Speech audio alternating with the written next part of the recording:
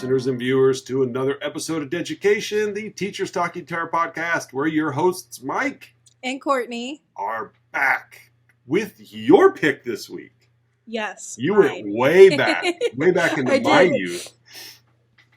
This is a true classic. Yes, this is a true classic. The first of a series. There's like 14 of these Children of the Corn movies. So many of them. I have not seen any of them but this one. And I've seen this one probably 14 times at least. We are here talking about 1984's Children of the Corn. The Stephen King short story come to life as a motion picture. Your pick. Yes. Was this... I know we've talked some movies where, like Hellraiser. Mm-hmm. Hellraiser, you said, okay, that wasn't really what I thought it was going to be. This movie's called Children of the Corn. Yes, and obviously, it's Children of the Corn. Yeah. But I guess, I don't know. When you hear people talk about this movie, I expected it to be scarier. Okay. You might remember last week when we were recording and I had mentioned this movie scared me as a kid. Yes. The as a kid part was key. Correct. And Casey was like, I'm not watching it. And I'm like, listen, Mike said it's only scary as a kid. Okay, you did get that. Because I didn't know if you're not a kid. If you read between the lines that I'm like, man, this movie scared me as a kid. Because it's a fun horror movie. This kind of it's not fun as in it's goofy Night of the Creeps was fun. Correct. This movie's not fun, but this movie feels like fall. Yes. This feels like a movie you would watch during October. And it did I said, I didn't know what to think of it, so I didn't have high or low expectations. Right. And so I just was like, here I am to watch this movie that I've been scared of since I was a kid, even though I've never seen it. Yeah. Yeah. I think, and I haven't read Stephen King's short story, but I'm pretty sure his writing and the idea of this movie was probably more effective than the final product. Correct. Yeah. It gets a little goofy. I think it starts pretty solid. Yeah, the cult aspect of it is what's scary to me. Yeah. Just because there are real cults out in the world. Yes. But we start off in Gatlin, Nebraska, and it's just this tiny farm town, kind of like Lewiston is. Oh yeah. And it's just like it, it's surrounded by cornfields. Yep. And this Gatlin, Nebraska gives me vibes of Avon, Illinois. Yeah. Yeah. Just super tiny. Just this real tiny downtown. Yeah. Real tiny. And it's just things like a restaurant and the post office. Yeah. It's nothing, everything looks the same, but it's just, that's the vibe it gave me. Yeah. It's there's going to be two old men sitting out front on a bench. Yep. And so there is a drought and the corn has all the crops have failed. And so this whole town just, it's a very religious town, you can tell, but yep. they turn to prayer.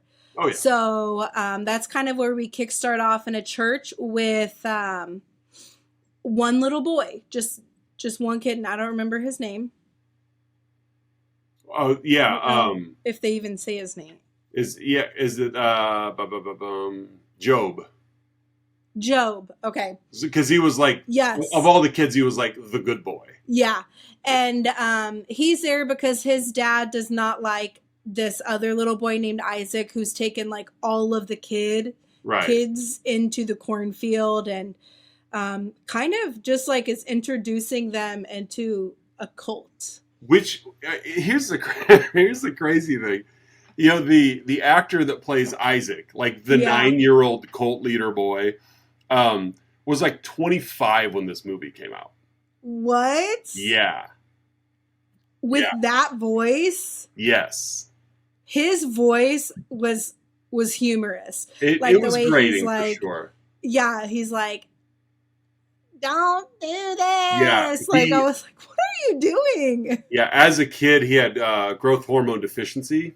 Okay. And so, like, he's like barely 5 feet tall in real life. Okay.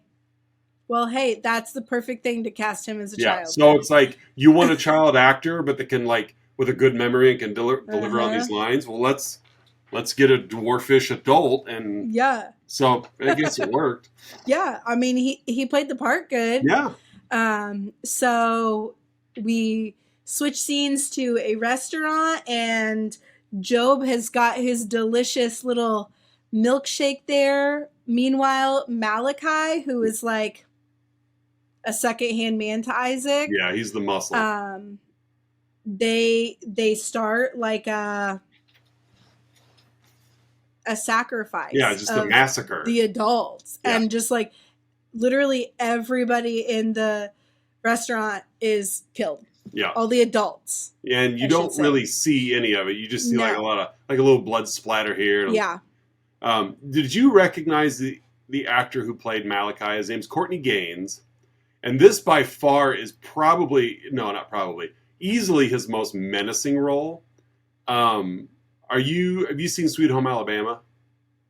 I've listened to it, but I've not really sat down to watch it. Oh, okay. Well, never mind. Because he's been in quite a bit. He had a little small part in Back to the Future. He was in a Tom Hanks movie called The Burbs. He was in Sweet Home Alabama as the sheriff. To see him as an adult, and then to see him in this movie as a kid, like, he looks like a reformed bully. Like in here you're watching this and you're like, because he scared me as a kid. He just he was a psycho. Yeah. And then he grows up and he's just like, just plays like the goofiest roles in movies. And it's fun to see it because like you would look at him in this movie and think that he grew up to be this like big Hulk of a guy. And he's not. He's just this like kind of this just normal skinny looking dude that plays these goofy roles. And it's like, good for you, man. But Malachi definitely was the muscle because Isaac couldn't do it. He was just this frail little cult leader, and he needed his right hand man to take on all the violence. And honestly, like Malachi reminded me of like the guy that his ego was just stroked a little too much in this movie. Like it just got bigger and bigger and bigger. Yeah. And so I'm glad we don't have a Malachi at school. Yeah, for real. Like, because I'm just glad we don't have one. He looks scary. Gob and his sister Sarah, they weren't a part of the sacrifice. Like I don't know. I feel like everyone's just kind of indifferent towards them. Yeah, well, it's because like the way this cult works is you got to be a kid to be alive, and like once you turn 18, then you're sacrificed because you're an adult. Yes. And so it's almost like indifference the right word, I think, because Gob and Sarah aren't like, they're just kids. They don't want to be part of this, but because they're kids, they're also not sacrificed. Like it's, I don't know. It's weird. It's like they're barnacles. Like, well, we have to keep you around because we can't sacrifice you, but we don't want anything to do with you. You guys just don't play Monopoly. So flash forward to 3 years later, and we've got the two of the only living adults in the movie, Vicky and Bert, and they are traveling to Seattle, and he is a doctor. Yeah. I think, if I remember correctly, I don't remember if it says in the movie, but I want to say, I remember like they were going from Chicago to Seattle. Okay. So how they ended up going through Nebraska, I don't really know, but whatever. I mean, the way that Bert drives makes me think he's not really a good driver, so he probably took a wrong turn somewhere and ended up. Well, we know he took a wrong turn into the corn. Yeah. But anyway, they're headed to Seattle because he's going to be a doctor, and that's what doctors do. They just get jobs across the country. Yep. And so meanwhile, there's a little boy Joseph, and he's trying to escape. I don't really know if it's necessarily the cult, but the town itself. Yeah. And he's attacked in the corn. He heads out into the road, and Bert hits him. Yeah. I I've always had a problem with this part because I've seen it so much that I get nitpicky. Yeah. They are driving in the car, and Vicky is looking at the map, and Bert is trying to help her navigate the map. And if you've seen this movie as many times as I have, you start noticing things like they're really driving a car. Bert's really driving a car. So Nebraska roads are pretty straight. And Bert keeps doing this thing where he's got his hand on the steering wheel and he's looking at the map. But as an actor, Peter Horton keeps looking up at the road like this to make sure he's driving straight as an actor. And then suddenly plows into a kid. Like, it's a Nebraska road. You saw this kid a mile away. Yeah. And if you didn't, then you saw the other kids put him in the road. Yes. So, and again, that's just more like a little goof on the movie maker's part, but it cracks me up every time. Scared me the first couple of times I saw it because I'm like, oh my God, he just ran over that kid.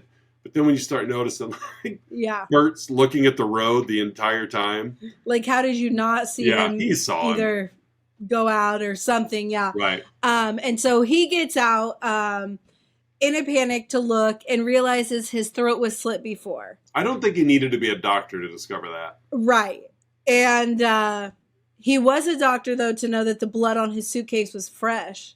I don't think he got all fancy there, too, like blood coagulates in 4 minutes, and this was still fresh. Yeah, it's like, it's wet, Bert. Yeah.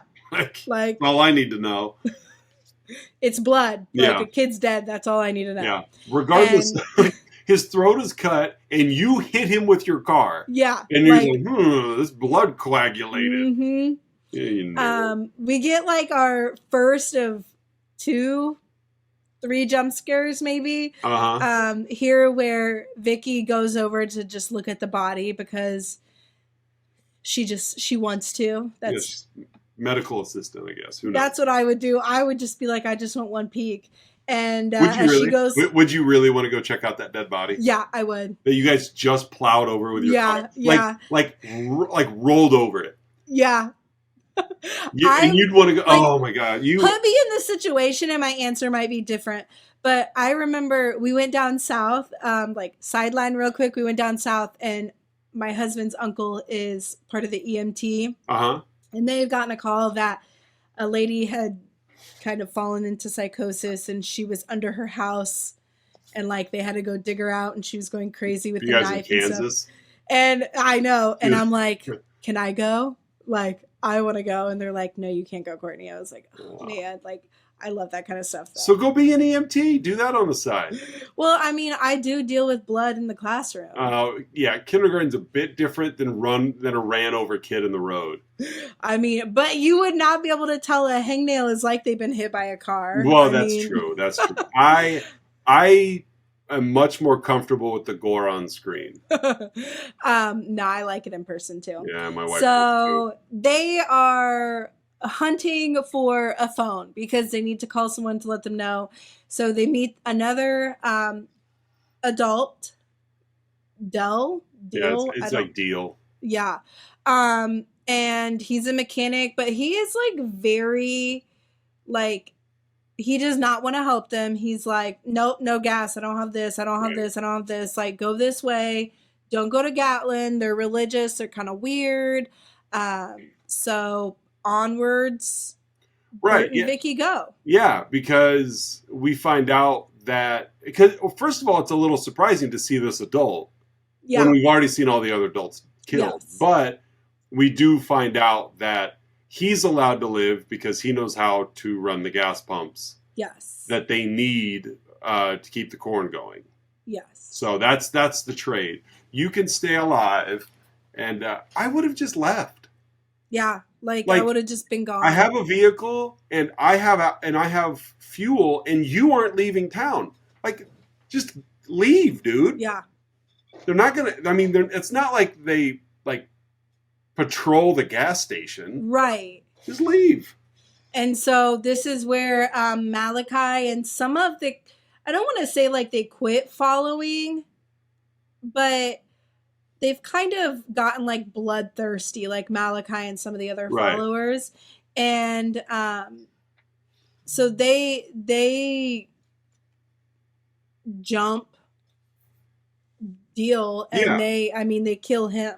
Well, yeah, because again, the kids need adult sacrifices to he who walks behind the rose. Yes. And Deal tries to persuade them from going to Gatlin because there's signs to Gatlin. Like, it's almost like Gatlin, just over there. Like, every sign is pointing at Gatlin, like 12 feet away. And he tries to persuade them from going to Gatlin, which, of course, kind of breaks the pact. Mm-hmm. Because he's supposed to be sending people to Gatlin. Yeah. Malachi's like, Deal didn't keep his end of the bargain. Murder. Yeah. And so Vicky and Bert end up lost. I don't even know why he would think that he should drive down a dirt road between a cornfield. I don't know. I don't want this man to be my doctor. That's not where town is. Right. Town is not the state does not produce road signage for towns you must take a dirt crop road to get to. Yeah. Okay. The signs you're going to see by those roads are rabbits for sale. Uh-huh. you know, eggs, $2 a dozen. That's what you're going to see down those roads. You're not going to see a city, a downtown area. No. But Bert thinks he knows a shortcut. Yep. So meanwhile, Isaac has gotten news from, like you said, the man who walks behind the rose. And it's that, what did they call them? What did they call the people that were coming in? Outlanders. Outlanders were coming in, and they were not believers. And Malachi, if you couldn't figure, Malachi's mouth forms every letter of that word. He's got one giant chomper on him. Yeah, he does. Outlander. Yeah. And so they head in. They are searching houses, just searching all over the town. They end up meeting this little girl named Sarah, who kind of has a gift to draw the future. Well, yeah. It's a Stephen King story. Somebody's got a gift. If you've read enough Stephen King, you find out somebody's got a gift. And so she draws this cute little picture, gives it to Vicky, and Vicky's like, "Who's that?" And she's like, "You." And Vicky's disgusted. And we see the picture, and it's people dragging her away, stabbing her. Yeah. Tying her to a crucifix. Yeah. Imagine meeting a 6-year-old and them just drawing that. This is you. Especially when, every other person that you saw in this town has, fled from you. Yeah. And then the first person that talks to you is here's you dying. Yep. I'm 6. And so Malachi... Any of your students bring that kind of artwork to you? Not yet. Not yet. I won't say no, but I will say not yet. Yes. I've not made anyone that upset yet. That's good. Malachi and his followers head into the house. They get Vicky, take her to the cornfield. It's kind of just a little... Just a clearing, type thing. Because Bert left Vicky with Sarah, and Bert just kind of went running around town to check things out, sprinting. Mm-hmm. Yeah, and he entered the church where Rachel and Amos. Amos, yes, it was Amos's 19th birthday, so he was getting sacrificed. Yep. They're getting ready to drink the blood, carving his chest and everything.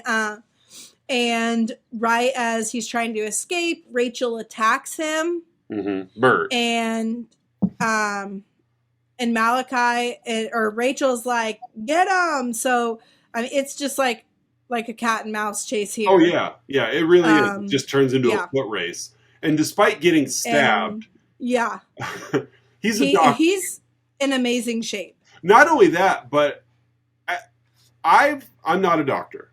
Just disclaimer here. But I thought exercise and activity increase blood flow. and here's a man who has an open stab wound. One would think that thing would just be percolating blood all over the place. But nope, because he's a doctor and he knows exactly how to close it up, I suppose. Uh-huh. Yeah, he's in great shape. Like, despite being stabbed, he can outrun every child in this town. Mm-hmm. And so Job ends up finding Bert, and he's like, hey, I've got a place to hide. Come with me.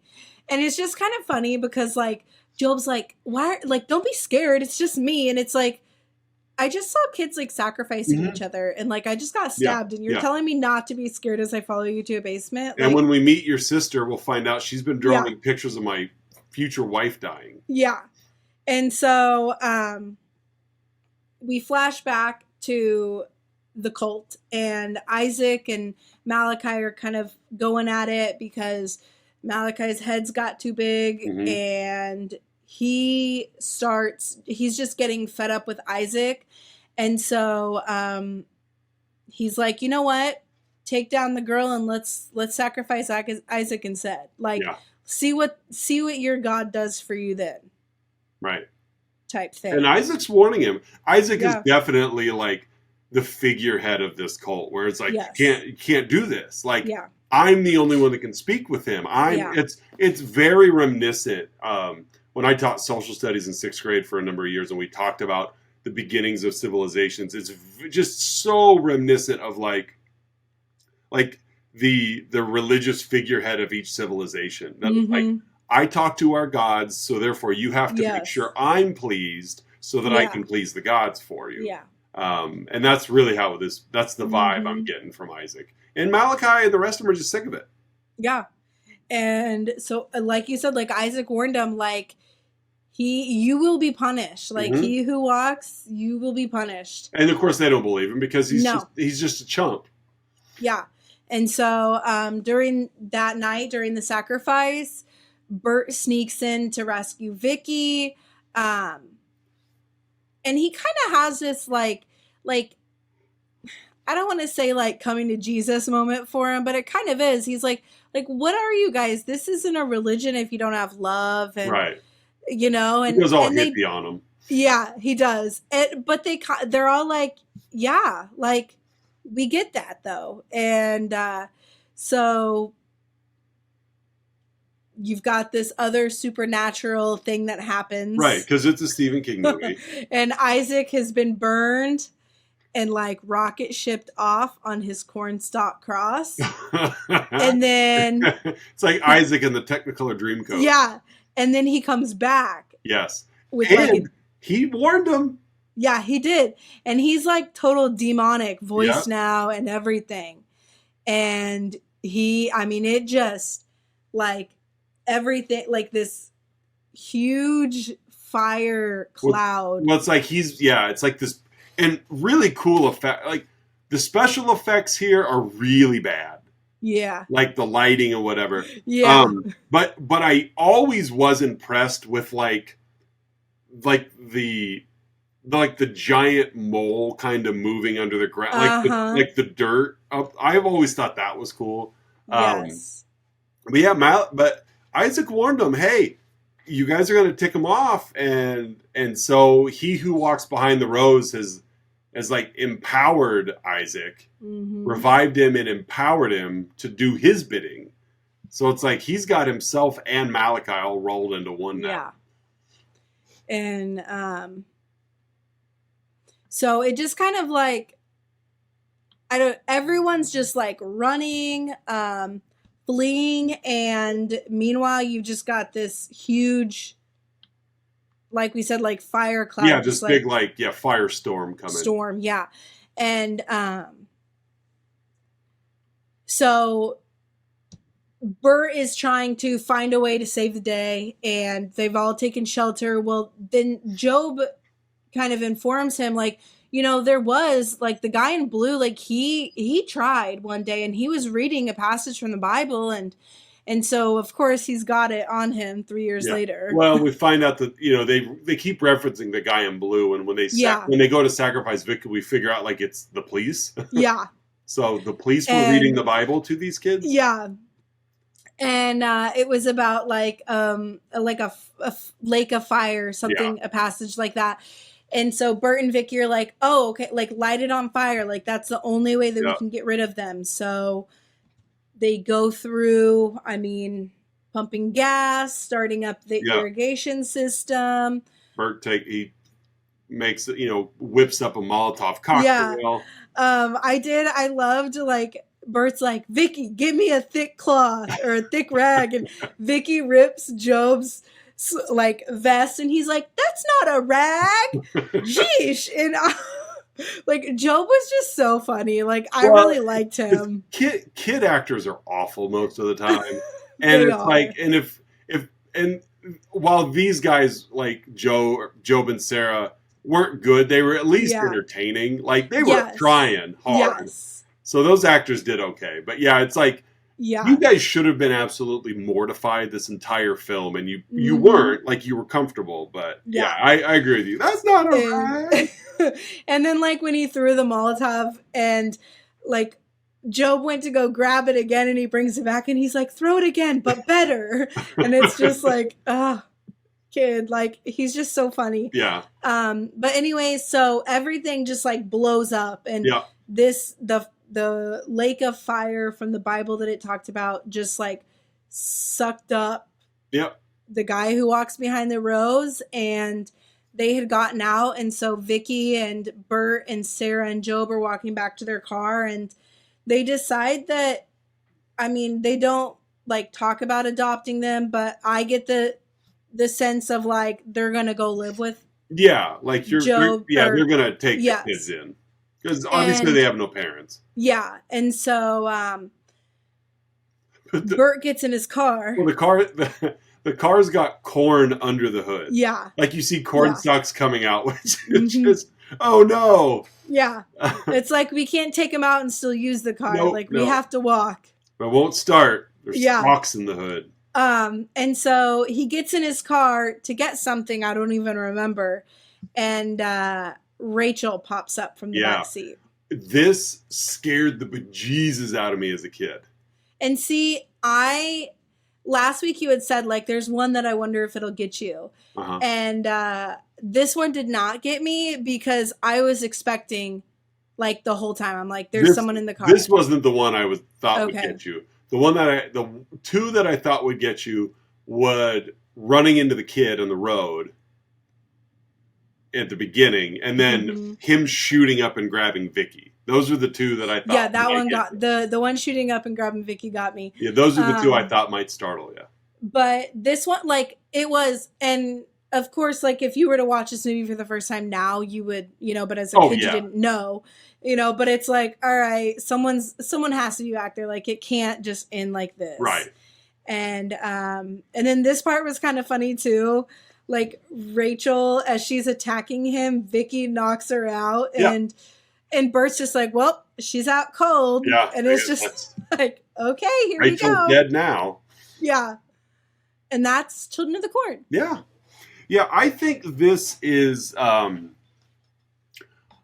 safe's not the right word, because obviously there's murder, but if you were to introduce, like, preteen to Stephen King, this is probably a safe one. Yeah. There's no nudity in this one. There's no, like, there's a little bit of language, but it's not terrible. But there's, like, no sexual situations. There's no gore. Like, it's enough of a creepy atmosphere that you could tell it's a horror film. But I don't think, like, you're not terrorizing some kid with this movie. Yeah. And I think, like, I would compare this one to kind of like It, because when I was little and I watched It, like, it scared the life out of me. The thought of Pennywise, like, right, and we're not talking about the movie remakes. We're talking about the original, like the 1990 TV miniseries. Like, that scared me so bad. And then I remember when the remake came out. Right, I was in college, and so I watched the original again, and I was like, this isn't even scary. Like, this is so cheesy. Yeah, it really is. And so that's how I feel like the new one, the remake, had quite a bit more, like, jump scares and stuff. Right. So I'm like, I wonder if the remake of Children of the Corn would have more like jump scares. Probably because that's what horror relies on today is jump scares, not atmosphere. But I know despite the like poor reception on this one, which it really is, like critics were like 39% of them were like this movie's trash. Like the new Children of the Corn is even worse. I haven't seen it, but just based on the ratings, pretty bad. They filmed this movie in Iowa. Wow. Yep. So, yeah. Reading just a quick little blurb here. The actor that played Malachi, he won the role of Malachi. He took a prop knife and grabbed a casting assistant and held her hostage at his audition, and I guess scared everybody. And then he showed like, just kidding, and then they're like, "You're hired." This was another horror film that we've watched that has an axe come through a door. Yeah, I did notice that. Yeah. Let's play a game. What was the first? Name another movie that had an axe coming through a door. The Shining. Written by Stephen King. Stephen King. I just had to think about that for a second. Name another movie where a doctor takes a job clear across the country. Did we watch this one? And a kid gets hit in the middle of the road. Oh, Pet Sematary. Written by Stephen King. Are you seeing a theme here? Yeah. Yeah. Name another movie where a young child has visions of the future. I don't think we've watched that one, have we? The Shining. Oh, okay. Written by Stephen King. Yeah. I was trying to think of a different one, but yeah. Love myself some Stephen King, but again, you get enough of them out there and you definitely start seeing a central theme. Yeah. So, what do you think? Let's grade this sucker. Okay. I'm going to give this one just a solid C because I just feel like it was average. Like there was just like enough things that again, like I'm finding myself being nitpicky, like just start the car, like get the corn out and just start the car. Right. Like you're an adult. These kids don't know how to disable a vehicle. Right. And it's like, you're a grown adult. So like just kill the kids off yourself. I mean, just little things like when he knocks Malachi down, like, why didn't you pick his knife up? Why'd you leave him to go with his knife? Just, I don't know. But it was a good enough movie that I didn't feel like I wasted my time. So I'll give it a C. Yeah, I think a C is appropriate. There are definitely people on a first time viewing for someone younger than you would probably find this. But it's got to be the right mood because what horror movies are today, I think if you were to show this to high school kids, they would think it's stupid. Right. Because it doesn't scratch the itch that they think a horror movie should. Correct. Do. And that's like, I grew up in that age where it's like, you know, The Haunting of Connecticut, those movies with jump scares, like Paranormal Activity was big when I was in high school. So the jump scares are what fuel my age and like younger. And now that I've started watching more horror movies, I've realized like it's not all about just the jump scares. Right. But that's the cheap side of it. Yes, but it's something that I think I'll never be able to stray away from. Like, oh no, and you won't. Like for the same reason. It's definitely I like to be like it's what you were brought up on. Yeah. Yes. For the same reason that dumb movies like Return of the Living Dead and Night of the Creeps are like right in my wheelhouse. They're ridiculous. I know they're ridiculous movies, but I love the creativity behind somebody thinking, let's do this. And they want to tell a story. Whereas I feel like in some of those movies, like what's the story of Paranormal Activity? You don't know in the first You don't know. You have to watch like 5 of them to get the gist of it. And so it's just a definite difference of era. And so this came out in the 80s. Stephen King was hot. This was just a hot commodity. And it was atmospheric. Like I watched this movie and I feel like it's fall. Like that's just the vibe you get is it's like there's like there's dusty cornfields, and it just feels like something that should be watched in like that preparation for Halloween. Yes. Is it the scariest movie ever made? Absolutely not.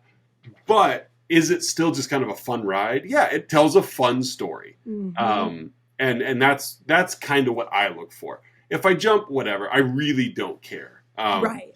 But it is just fun. And so, like, again, this is one that I grew up on, and I watched it a lot, and it's like, oh, Children of the Corn. It's just that, like, warm, comfortable feeling of, like, mm-hmm. I know this movie is dumb. I know this movie is ridiculous, but let's give it a watch anyway. Like, yep. It's for fun. So, yeah, see across the board. That's fine with me. I've seen better. I've seen worse. Yeah. It's cozy right in the middle. Well, what kind of educational lesson do you want to go with here? I'm going to go with don't be a follower. I see like so many good kids mm-hmm. Get in trouble or kind of get a bad name for themselves because they chose to be a follower. They wanted to do what all the other kids were doing. Oh yeah. And I always wanted to do what all the other kids were doing too when I was in high school. And my mom, I'm sure everyone's heard it, like, if they jumped off a bridge, would you jump off a bridge? And it's like, don't be stupid, Mom. But it's also like, now I'd probably think about it. Yeah, it's like if everyone else is doing it, like, if they formed a cult and killed all the adults, would you join it? Yeah, like, well, the way you're nagging on me, Mom, probably. So I think that, like, kind of just becoming your own person, you don't really get that from this, but just don't be a follower. Right. I'm going to go a different route and just talk briefly about the importance of education. All education was removed from this. Yeah. These kids were just, like you said, just following what one person was telling them to do. There was no thought. There was no... Really, Malachi didn't even challenge what was being said. He just wanted to be in charge. Yeah. And so you remove the adults, and you remove any sort of systems and civilization, and you just, like, we went backwards. Like, mm-hmm. This is, like I mentioned earlier, 6th grade social studies and the dawn of civilization. This is probably not a whole lot off of what it looked like. No. This is what we believe because that person said so, and I follow what they said because he's told me to be afraid if I don't, and anybody that challenges it needs to either go or die. And that's basically how it worked. Yeah. Until enough people started to challenge things. And so important, education's pretty important. Very. I was helping my daughter study for our social studies quiz today, that she took today, and part of it was Greek philosophers, and one of them, was Socrates, which she would tell you, a Greek philosopher that challenged people to question their own beliefs, and this is definitely a movie that did not do that. The kids, nobody in this movie challenged their own beliefs, and so and education is important, and unlike any material possession in the world, it's the one thing that no one can take from you. Mm-hmm. And it's the one thing you can never ever get enough of. Like, your brain is the best hard drive ever to exist. It will never, not like a traditional hard drive, it's never going to go bad. It's correct. And obviously, yes, there are diseases that as you get older could play in, but that's basically a corroded hard drive. Mm-hmm. So get that education, because you can always have more than you need. Yeah. But get that education, because this is what happened in Gatlin, Nebraska is what will happen if we have a civilization with no education. So, well done. Well done. It's movie time. By the way, if you haven't seen Children of the Corn, it's streaming pretty much everywhere. You can catch it for free on Roku, Tubi, VIX, Plex. You can rent it on Redbox, Amazon, Vudu, Apple TV, Google Play, YouTube, Microsoft, DirecTV, AMC Plus. It's everywhere. Children of the Corn is everywhere. All right, so we are looking at a shuffle of scratch-off poster time.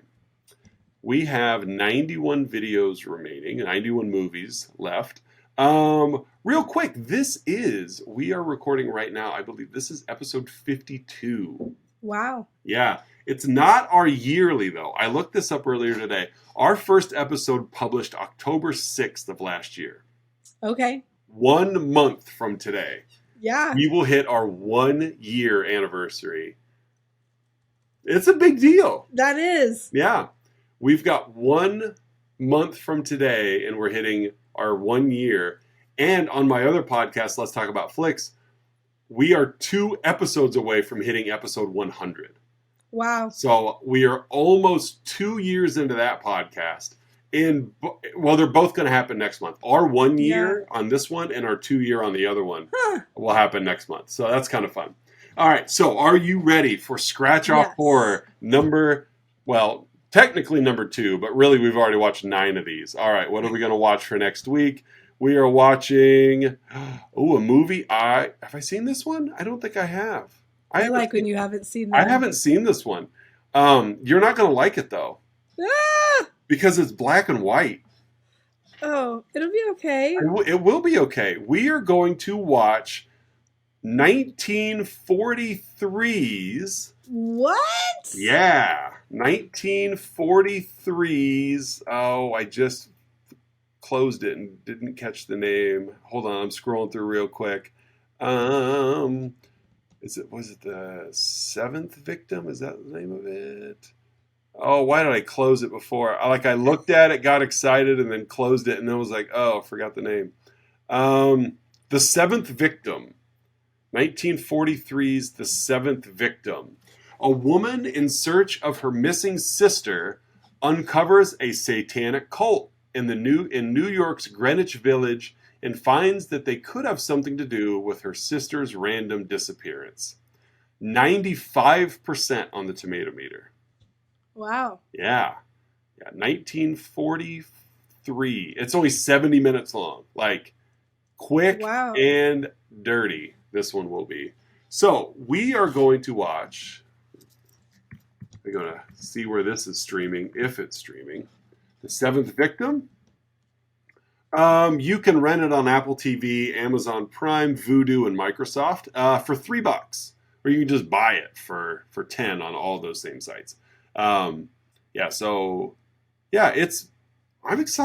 It's a little 70-minute jobber. I like the short ones because they'll screw around. You get in, get out. Like Children of the Corn went quick, and it was still 24 minutes longer than the one we're going to watch. Yes. So, scratch off number 2 is The Seventh Victim. And then, what do you say, instead of shuffling for the last one, what do you think about getting Screen 5 in with Ella? That's perfect. Okay. Because I don't necessarily want to use it up for one of my choices. Love my daughter, but that's not necessarily, like, if I want to choose one, it's because I want to choose it. But she was asking the other day when we're going to do the next Scream movie, so figure we'll do that. So, the next couple of weeks are notched out. But The Seventh Victim, I'm not seeing this one. Not seeing it at all. 1943. So, social media-wise, you guys can find us on Facebook, Instagram, and Twitter. Make sure you like and subscribe. Our Spotify, if you listen to us as a podcast on Spotify, they've got, like, what you think of the episode. We love to hear what your feedback is. And so comment below, share with your friends, whatever. We really enjoy the feedback because I'm enjoying our show. We're almost a full year into it, and you're still doing this with me. So you must be enjoying it as well. We've got, we'll get more guests on and things like that once school settles down a little bit and we kind of get into a groove. Right now, it's just kind of a free for all panic mode. But, we've got a satanic cult movie 2 weeks in a row, pretty much, with The Seventh Victim. This time it's the adults doing this satanic culting. Facebook, Instagram, and Twitter is where you're going to find us online. You can always shoot us an email at Deducation. I think it's deducationpodcast@gmail.com. Maybe it's just Deducation. I don't even remember what our email is. Deducationpodcast@gmail.com. So that's it for another episode of Deducation. I'm Mike. And I'm Courtney. And we'll see you guys next week with the 7th victim. Bye.